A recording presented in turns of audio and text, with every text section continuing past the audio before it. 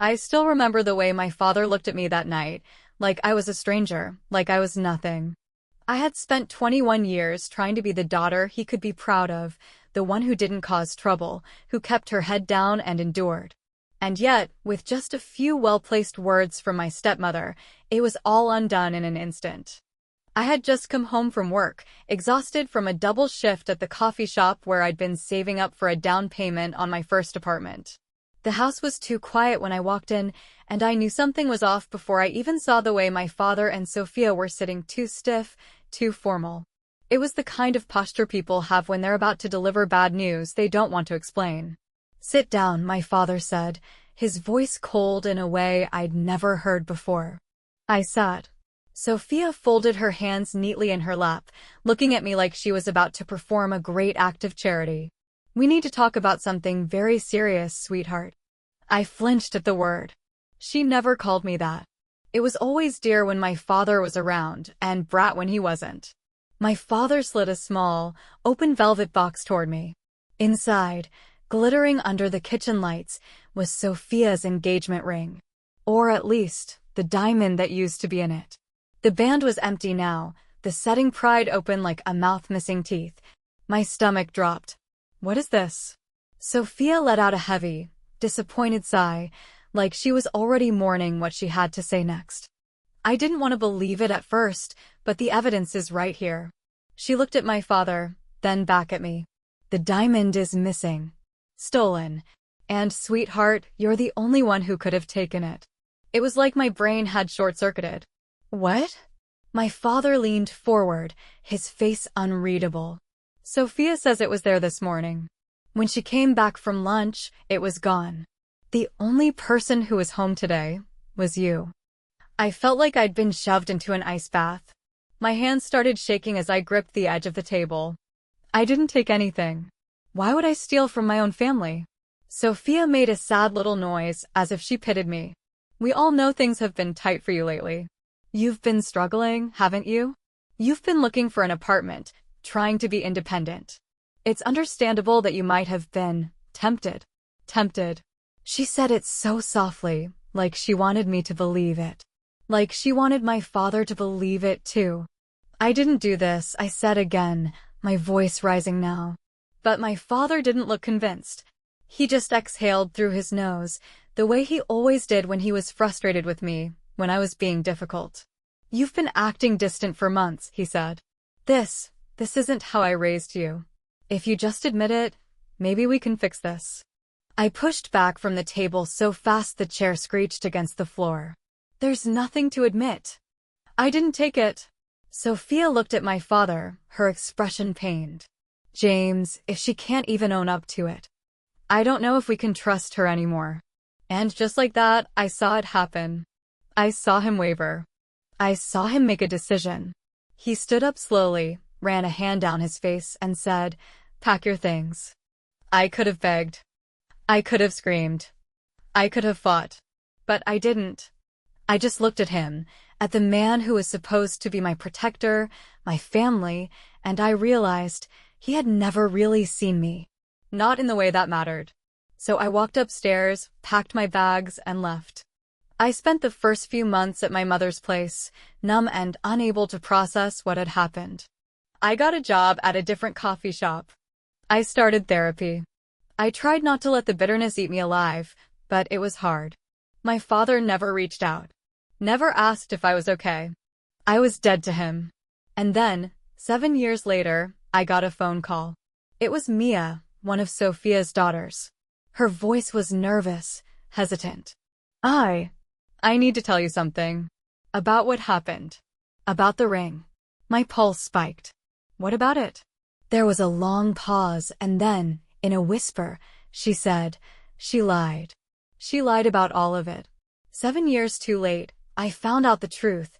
Sophia had hidden her own diamond, staged the entire thing, just to make sure my father would cut me out of the will. And it had worked. But the damage was already done. If I had known, as a 9-year-old girl, what kind of woman my father was bringing into our lives, maybe I would have fought harder against her presence. Maybe I would have begged him not to remarry. Maybe I would have seen the small, quiet warnings hidden in her too perfect smiles and sugar-sweet words. But I was just a kid, still hopeful, still stupidly believing that my father's love was something I would never have to compete for. I remember the day I met Sophia like it happened last week. It was a bright, chilly afternoon, and my father had taken me and my little brother to the park, something we hadn't done in months since the divorce. I had been quietly savoring the attention, trying to soak up every moment of feeling like I still had a whole family, when he suddenly said there was someone he wanted us to meet. She was waiting for us near the duck pond, a beautiful woman with glossy brown hair, wearing a pale blue coat that made her look like she had walked right out of a magazine. At her sides, clinging to her hands like well-trained puppies, were two identical girls, maybe a year younger than me, with matching floral dresses and soft pink bows in their hair. "This is Sophia," my father had said, his voice filled with a warmth that I hadn't heard in a long time. "And these are her daughters, Mia and Ava." I remember how wide her smile had been when she looked at me, how she had crouched down to my level like a teacher trying to win over a shy child. "I've heard so much about you, sweetheart," she had said, her voice dripping with honey. "Your daddy tells me you're the smartest girl in your class." For a brief moment, I had let myself believe her kindness was real. I was young enough to hope that maybe, just maybe, she could be like a second mother to me, someone who would love me just because I was part of the man she loved. And for the first few months, she played the role of the doting stepmother so perfectly that even my mother, who had always been skeptical, started to believe that my father had made a good choice. But looking back, I should have realized that love doesn't have to be performed when it's real. The cracks in the act started small. At first, it was little things, subtle, almost unnoticeable. She would make pancakes for her daughters in the mornings, topping them with strawberries and whipped cream, while my plate remained bare except for a single plain pancake. She would buy them matching dresses, carefully selecting the softest fabrics and prettiest colors, but when my father suggested she get something for me, she would smile and say, "Oh, she's a little older now. She probably wants to pick her own things." Then, when my father wasn't around, she stopped pretending. One evening, after my father had left for a business trip, she found me sitting on the couch, flipping through a book my mother had given me for my birthday. I had barely looked up when she sat beside me, but the shift in the air was immediate. "You don't like me very much, do you?" she had asked, her voice quiet but sharp. I remember blinking at her, caught off guard. I don't know," I had stammered, because at 9 years old, I hadn't yet learned how to lie to make adults happy. Sophia had laughed then, but there was nothing warm about it. "That's okay," she had said, leaning in just a little closer. "Because I don't like you either." I had stared at her, my stomach twisting in a way I didn't understand yet. She was still smiling, but the mask had slipped, just for a moment. "You make things harder for me," she had continued, tapping one manicured nail against the armrest. "You're not like Mia and Ava. You don't listen. You're stubborn. But your father loves you, so I have to pretend." I had wanted to tell my father, to run to him and beg him to believe me, but even then, I knew he wouldn't. He was in love. And love, when it's blind enough, can turn even the smartest men into fools. By the time I was 10, I had learned the rules of surviving in my own home. I had learned that if I cried too much, she would lock me in my room until I learned how to act like a big girl. I had learned that if I tried to tell my father that she was being cruel, she would twist my words so skillfully that I became the problem, the difficult one, the ungrateful child who couldn't appreciate everything she did for us. By the time I was 11, I had stopped eating dinner when she cooked. She never denied me food outright. That would have been too obvious. But she made sure I knew I wasn't welcome at the table.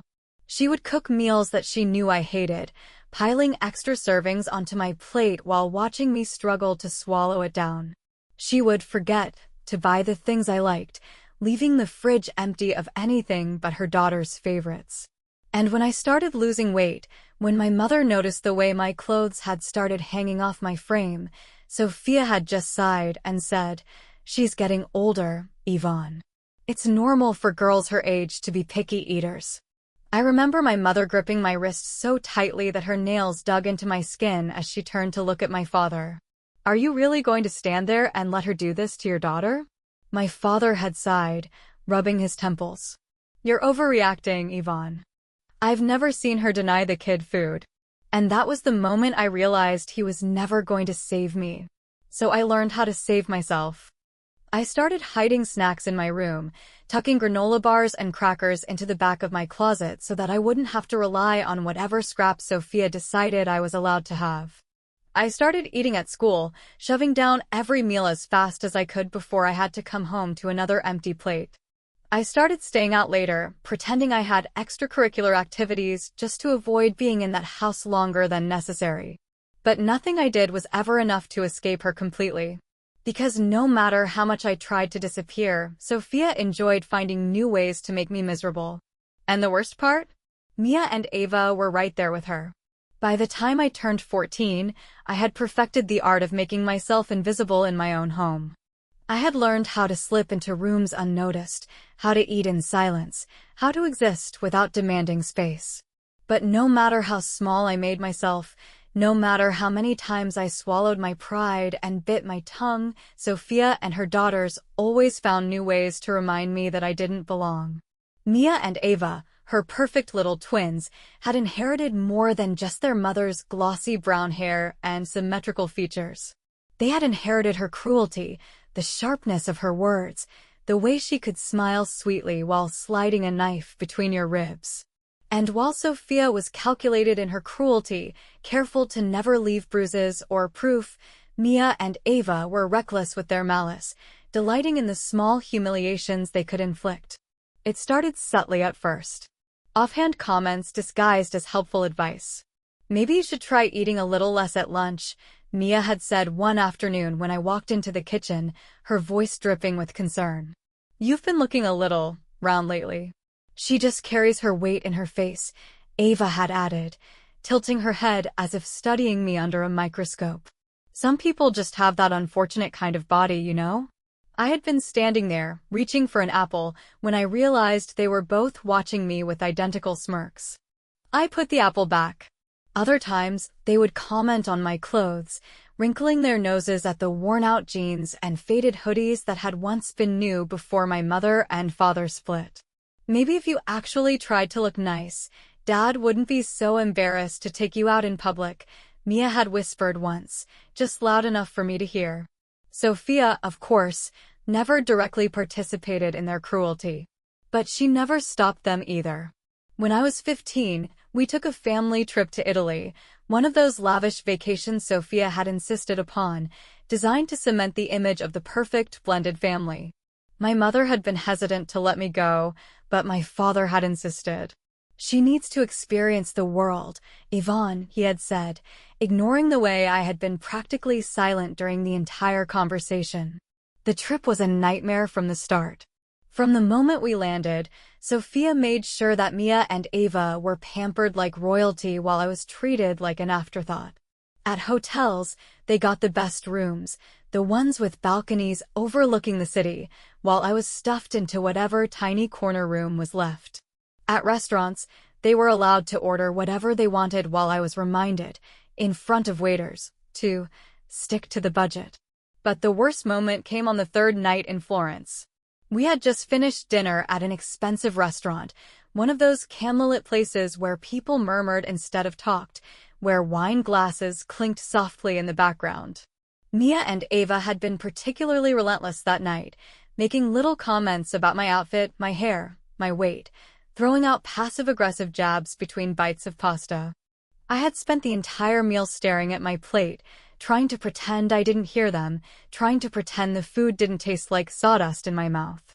But then, as we were leaving, Ava pulled out her phone, snapping a picture of me just as I was adjusting my too-small jacket.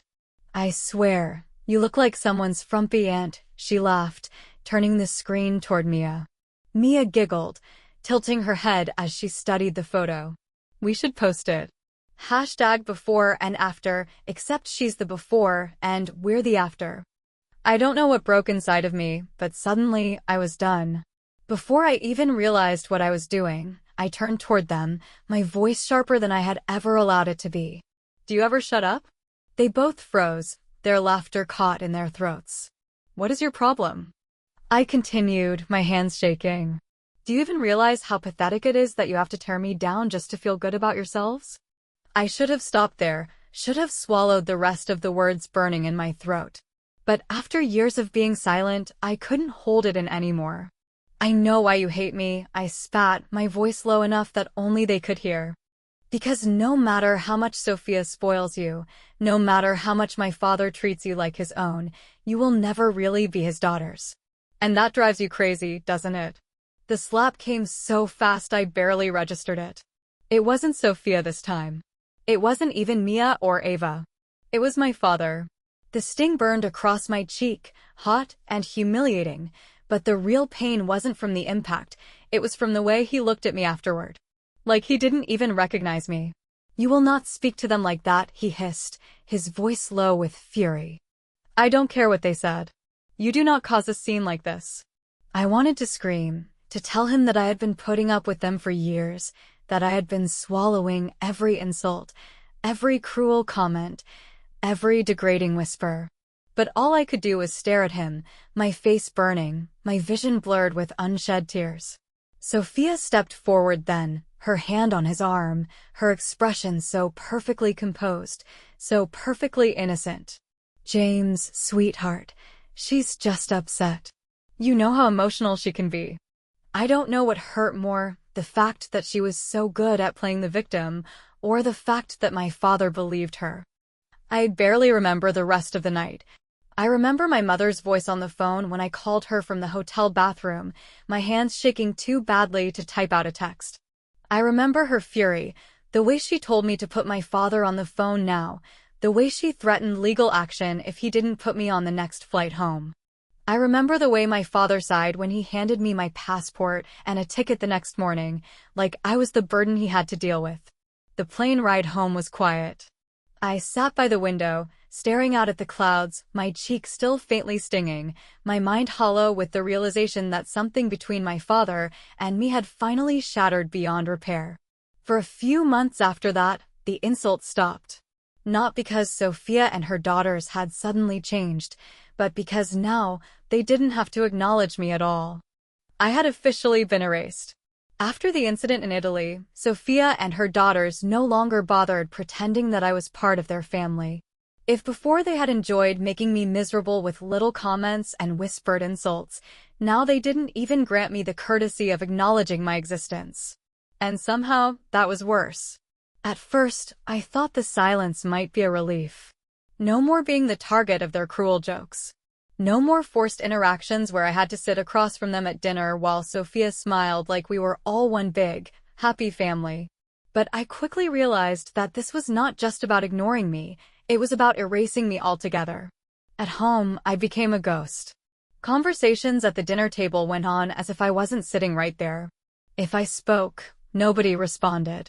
If I asked for something to be passed, the item was handed to someone else, forcing me to reach across the table like an unwanted guest. If I entered a room, they simply left, not with hostility, but with the cold, calculated ease of people who had decided that I no longer mattered. Sophia had won. My father didn't see it, or maybe he just chose not to. To him, the house was peaceful now, no more tension, no more arguments, no more problems. If he noticed that I was barely speaking, he chalked it up to teenage moodiness. If he saw that I ate quickly and left the table early, he assumed I just wanted to be alone. And if he ever wondered why I had stopped calling him Dad, he never asked. But Sophia? She noticed. She saw the way I tiptoed around the house, the way I flinched whenever she so much as glanced at me. And rather than being satisfied with my misery, she found new ways to push me further into isolation. One afternoon, I came home from school to find my bedroom door slightly ajar. My stomach dropped immediately because I always closed my door before leaving, a habit I had formed over the years as a way to claim even a small sliver of privacy. When I stepped inside, I saw it. My things had been touched. My drawers were slightly open, my closet door left halfway ajar, and the notebooks I always kept stacked neatly on my desk had been shuffled. My hands clenched at my sides as I scanned the room, trying to see what, if anything, had been taken. Then I saw my journal, lying open on my bed. It was turned to the last page I had written, the ink still fresh from the night before. I picked it up with trembling hands, flipping through the pages, my heart hammering as I realized that she had gone through every word, every private thought, every confession I had ever put to paper. When I stormed downstairs, shaking with rage, Sophia was sitting in the living room with Mia and Ava, sipping her tea like she hadn't just violated the last bit of privacy I had. "You went through my things," I said, my voice tight with anger, my knuckles white from gripping my journal. Sophia set down her teacup, tilting her head with an expression of practiced innocence. "I was simply tidying up," she said smoothly, her eyes glinting with amusement. "You've been so distant lately, dear. I was just making sure you weren't hiding anything concerning." My throat tightened. "You had no right." Sophia exhaled, shaking her head as if she pitied me. "Sweetheart, this is our house. Your father and I have every right to ensure that everything is in order. If you have nothing to hide, why are you so upset?" Mia giggled, exchanging a glance with Ava. "Maybe she's keeping secrets," she whispered, loud enough for me to hear. "Maybe she writes about us." I wanted to throw something, to scream, to do something that would make them understand just how badly they had crossed the line. But I knew that if I lost control, if I lashed out, my father would only see me as the problem again. So I did what I always did. I swallowed it down. I turned and walked away. I started locking my bedroom door after that, even though Sophia made a big show of complaining about how cold and ungrateful I was becoming. My 16th birthday came and went without so much as a card from my father. I didn't expect anything from Sophia or the twins, but some foolish part of me had hoped, just a little, that my father would at least remember. But when I came downstairs that morning, the house was the same as always. No happy birthday from anyone. No acknowledgement. At dinner that night, I finally spoke up. "It's my birthday," I said quietly, watching my father's face, waiting for some flicker of realization, some hint of regret. But he only blinked, like he was trying to recall if I was telling the truth. "Oh," he said finally, picking up his fork again. "Well, happy birthday, kiddo." That was it. Sophia smirked at me from across the table, and I knew, right then, that she had done this on purpose. I knew she had reminded him. She had just made sure he didn't care. It wasn't long after that when she finally said the words out loud. I had come home late from a school event, my backpack heavy with books, my body exhausted from a long day of pretending to be normal. As I stepped inside, I heard voices coming from the kitchen, my father's low and tired, Sophia's smooth and insistent. "She'll be 18 soon," she was saying, her voice dripping with manufactured concern. "And honestly, James, I just don't see why she needs to stay here after that. We've given her so much, but she refuses to be part of this family. It's time she learned how to stand on her own." My heart clenched. There was a pause, a long, horrible silence, before my father finally sighed. "You might be right," he muttered. I didn't wait to hear the rest. I turned and walked upstairs, my head buzzing, my hands gripping the straps of my backpack so tightly that my fingers ached. I had always known Sophia wanted me gone. I had just never realized my father did too. For the first time in my life, I truly understood what it meant to be alone. The moment my father announced he was finalizing his will, I knew something bad was coming. I had overheard bits of conversation over the years, Sophia whispering about fairness and providing for Mia and Ava, my father sighing and saying he just wanted everyone to be taken care of. I had stopped expecting anything from him a long time ago, but some foolish, desperate part of me had still believed that maybe, just maybe, he would remember that I was his daughter, too. I was 21 when he finally called a family meeting to go over the details. I almost didn't go. By that point, I had already distanced myself as much as possible, living in a tiny apartment I could barely afford, working 2 jobs just to stay afloat. But my mother convinced me to attend, reminding me that no matter how much they tried to push me out, I still had rights. So I went. I arrived at my father's house to find Sophia looking smug, Mia and Ava pretending not to notice me, and my father rubbing his temples like he already regretted inviting me. "We'll keep this brief," he said, glancing at the paperwork in front of him. I wanted everyone to hear it from me, so there aren't any misunderstandings later. Sophia sat beside him, her perfectly manicured fingers resting lightly on his arm, a silent reminder of who had been whispering in his ear all these years. "The house will go to Sophia," my father continued, flipping to the next page like he was reading a grocery list. "Mia and Ava will inherit a shared savings account, which I've been contributing to for years, to help with their futures." I felt my stomach tighten, but I forced my face to stay neutral. "And you?" I asked, my voice barely above a whisper. My father sighed, like the very question exhausted him. "You'll inherit my old Mustang and a retirement account that will be accessible when you turn 40. That was it. An old car I had never driven and money I wouldn't see for nearly 20 years. Sophia's lips twitched in amusement, and I knew, without a doubt, that this had been her doing. I wanted to ask why. I wanted to demand an explanation. But deep down, I already knew.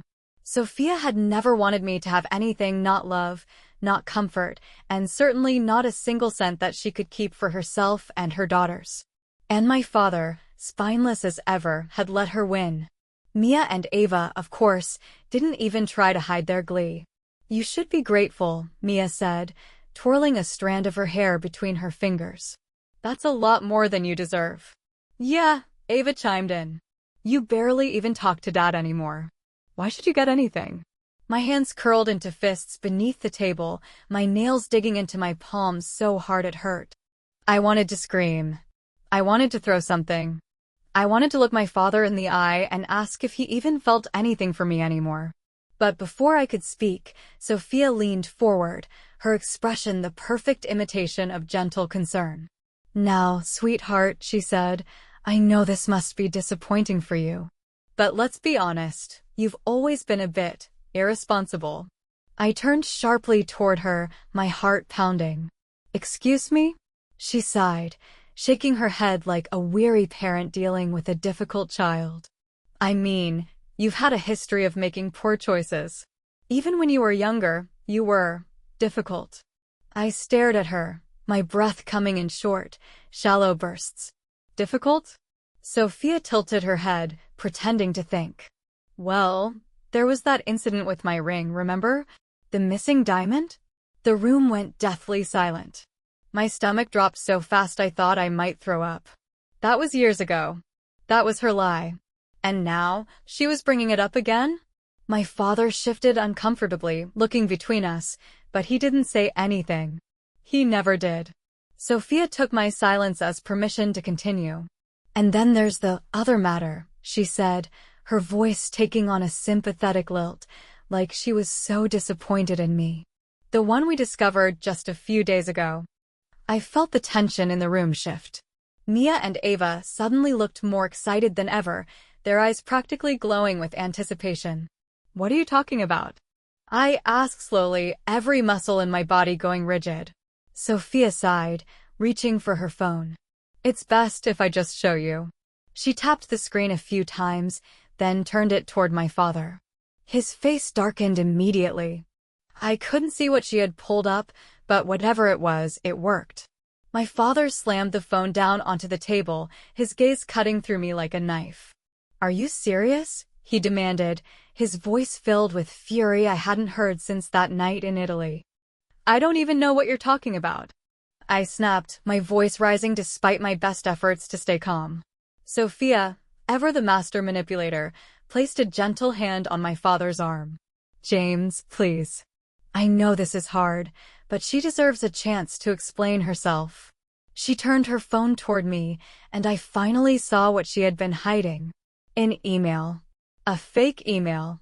Sent from an address that looked vaguely like mine, asking for an advance on my inheritance, claiming I was in trouble, that I had debts to pay, that I needed the money. It wasn't real. I had never written that. But it didn't matter, because my father had already made up his mind.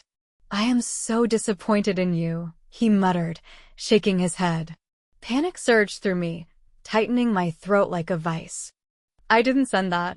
You have to believe me. But he didn't. Of course, he didn't. Sophia had played him too well, and now, whatever small sliver of faith he had left in me was gone. I want you out, he said, his voice final. You are not part of this family anymore. For a long moment, I couldn't breathe. Then, without another word, I stood up. I walked out of the house I had once called home, not bothering to look back. And just like that, Sophia had finally gotten what she always wanted. She had erased me completely. When I walked out of my father's house that night, I told myself I wasn't going to cry. I had spent too many years wasting tears on people who had never deserved them, and I refused to give Sophia the satisfaction of knowing she had broken me. But as soon as I climbed into my car, as soon as I pulled out of the driveway for the last time, the weight of everything crashed down on me like a tidal wave. I barely remember the drive to my mother's house. The streetlights blurred into streaks of gold against the windshield, my hands gripping the wheel so tightly my knuckles turned white. My head was buzzing with the echo of my father's words, the finality of them, the sharp-edged certainty that there would be no fixing this. You are not part of this family anymore. I had known for years that I was unwanted, that Sophia had spent every waking moment trying to push me out. But hearing my own father say it, hearing him choose her lies over me, felt like being gutted from the inside out. When I pulled into my mother's driveway, the front porch light was already on, casting a soft glow across the steps. I hadn't even called ahead to tell her I was coming, but somehow, she had known. The moment I stepped inside, she took one look at me and pulled me into her arms. She didn't ask what had happened, didn't push for an explanation, didn't try to offer empty reassurances. She just held me, her hands smoothing over my hair, her voice a whisper against my ear. I've got you, baby. I've got you. That was the moment the dam broke. I sank against her, the sobs tearing through me so violently that my knees gave out, my body collapsing under the weight of everything I had been holding in. For the next few weeks, I barely functioned. I moved into the guest room at my mother's house, my bag still half-packed, my mind stuck in an endless loop of replaying that night over and over again. Every time I closed my eyes, I saw my father's face, the anger in his eyes, the way he hadn't even hesitated before cutting me off. I stopped returning calls from my friends, ignoring their texts asking if I was okay. I couldn't bring myself to explain, couldn't stomach the idea of saying the words out loud. Because once I did, it would be real. I was alone. My mother tried to help in all the ways she could. She made me tea in the mornings, left my favorite snacks in the kitchen, and told me, over and over again, that this was not my fault. But nothing she said could quiet the voice in my head that whispered otherwise. Because no matter how much I wanted to believe I had done nothing wrong, my father had still chosen Sophia over me. That had to mean something, didn't it? I tried to throw myself into work, taking on extra shifts at the bookstore, hoping that if I stayed busy enough, I wouldn't have time to think. But the damage had already been done. The false accusations had followed me like a shadow. Somehow, in the span of a few weeks, rumors had started spreading, whispers that I had stolen from my own family, that I had tried to manipulate my father for money. I hadn't even told anyone what had happened, but Sophia had clearly been working overtime to ensure that people heard her version of the story first. One by one, the people I had once considered family started to disappear. Cousins who used to text me on my birthday suddenly stopped responding to my messages.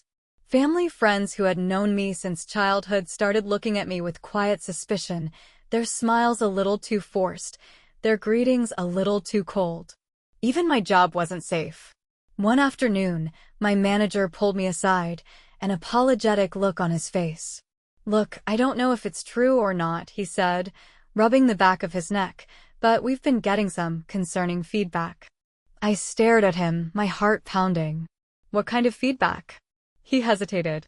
"A few customers have mentioned hearing things about you. Something about dishonesty, about stealing." The blood drained from my face. I didn't. I know, he said quickly.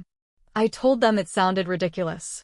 But it's starting to affect the store's reputation, and corporate is paying attention. I felt like the ground had been ripped out from under me. You're firing me?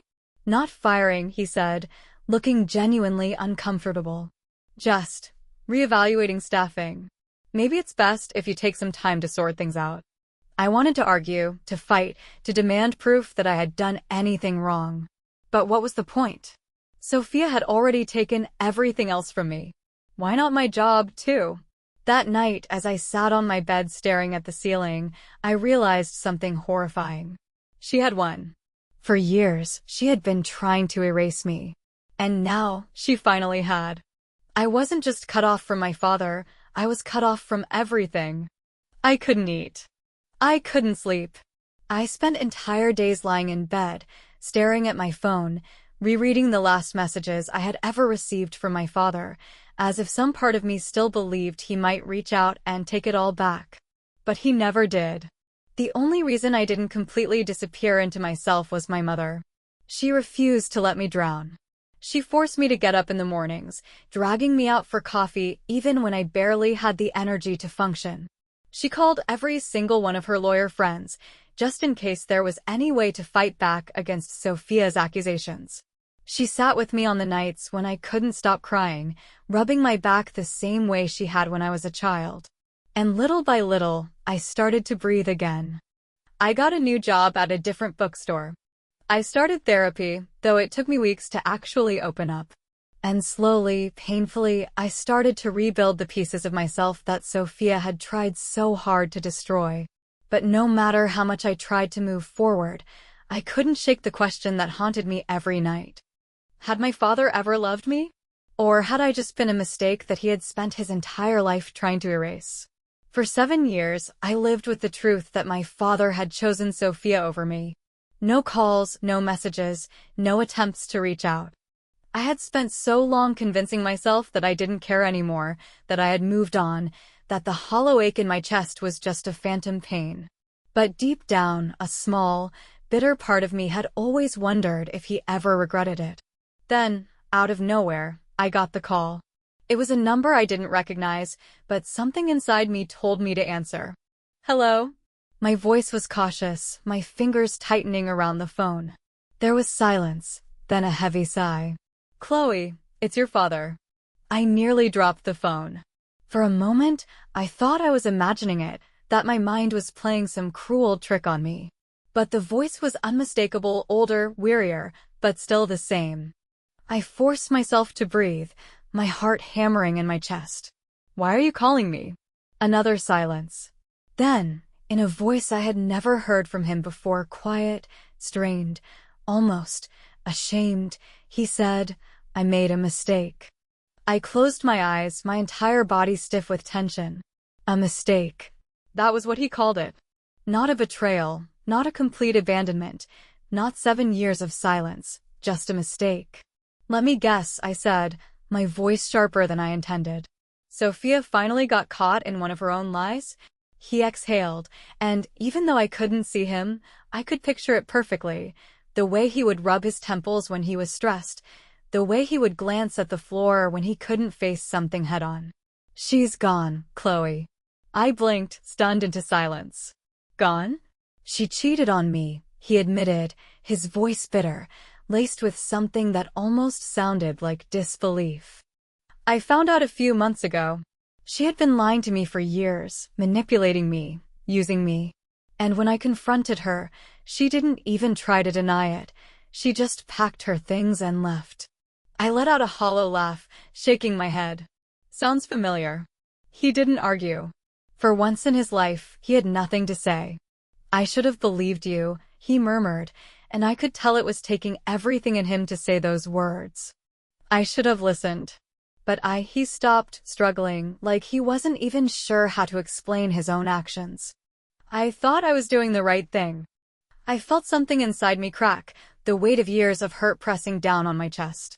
The right thing? I repeated, my voice shaking with restrained anger. You threw me away like I meant nothing. You let her turn you against me, and you believed her, without even giving me a chance to defend myself. He was quiet for a long moment. I know, he finally admitted. And I don't expect you to forgive me, but I need you to know that I'm sorry. I closed my eyes, my mind spinning with emotions I wasn't ready to deal with. For years, I had imagined this moment, had dreamed about the day he would realize what he had done, the day he would regret it. But now that it was here, it didn't feel like a victory. It didn't make me feel whole again. It just felt exhausting. What do you want from me? I asked, my voice quieter now, my anger starting to wane. I just want a chance to fix this, he said, almost pleading. To be part of your life again. The words made my throat tighten. I wanted to believe him. I wanted to believe that this meant something, that he had changed, that he deserved another chance. But how do you rebuild something that was shattered so completely? I don't know if I can do that, I admitted, my voice barely above a whisper. He let out another sigh, but this one wasn't frustrated or impatient. It was just sad. I understand. And maybe, for the first time in his life, he actually did. I hung up without saying anything else. For the rest of the day, I felt like I was walking through a fog, my mind stuck in a loop, replaying the conversation over and over again. I kept expecting to feel relief or closure or something, but all I felt was drained. That evening, I sat across from my mother in her kitchen, stirring my tea without actually drinking it. Did you ever think he'd call? I asked, my voice distant. She studied me for a long moment before answering. No, she admitted. But I always hoped he would. I let out a humorless laugh. I don't know what to do. She reached across the table, taking my hand in hers. You don't have to do anything, sweetheart. He made his choices, and now you get to make yours. I nodded, swallowing the lump in my throat. I don't think I can ever trust him again. She squeezed my hand. Then don't. You don't owe him anything, Chloe. If you want to walk away from this, you can. And for the first time in years, I realized that I actually could. I didn't have to prove anything to him. I didn't have to fix what he had broken. I didn't have to let him back in just because he suddenly decided he wanted to be my father again. I could choose my own peace. A few weeks later, I stood in front of my mirror, smoothing out the fabric of my dress, my heart racing in a way that had nothing to do with my father. Because tonight had nothing to do with him. Tonight was about me. I walked into the living room, where my boyfriend, Ethan, was waiting, his suit slightly wrinkled, his hair messier than usual. He looked up when he saw me, his expression softening into that familiar, easy smile that had become my safe place over the past few years. Wow, he murmured, his voice warm. You look beautiful. I let out a breath I hadn't realized I was holding. Are you sure about this? His smile widened. Chloe, I've been sure about this since the moment I met you. I laughed, my chest filling with something light, something that felt a lot like hope. Because after everything I had been through, after all the pain, all the betrayal, all the years of feeling like I wasn't enough, I had finally found something real. And as Ethan pulled me into his arms, pressing a soft kiss to my forehead, I knew, without a doubt, that I was going to be okay. Because family isn't just the people you're born to. It's the people who choose you. And this time, I was choosing myself.